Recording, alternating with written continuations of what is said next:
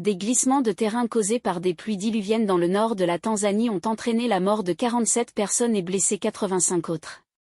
Ces glissements de terrain ont été provoqués par les fortes pluies qui ont balayé la ville de Katesh, située à environ 300 km au nord de la capitale Dodoma. Le commissaire régional de Manyara, Queen Sandiga, a confirmé ce bilan provisoire et a indiqué que les opérations de sauvetage sont toujours en cours, avec la possibilité de retrouver davantage de corps, notamment dans la boue.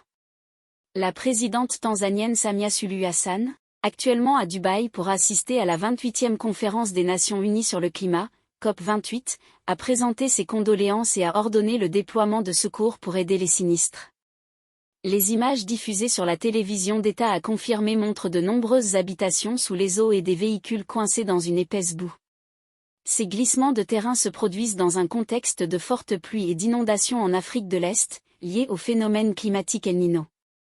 Ce phénomène météorologique, associé à une augmentation des températures, à des sécheresses dans certaines régions et à des fortes pluies dans d'autres, devrait se prolonger jusqu'en avril. Il a déjà causé des ravages dans la région, déplaçant plus d'1 million de personnes en Somalie et faisant plus de 300 morts.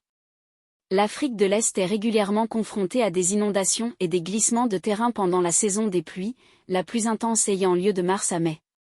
En mai, des pluies torrentielles avaient provoqué des inondations et des glissements de terrain dévastateurs qui avaient fait au moins 130 morts au Rwanda.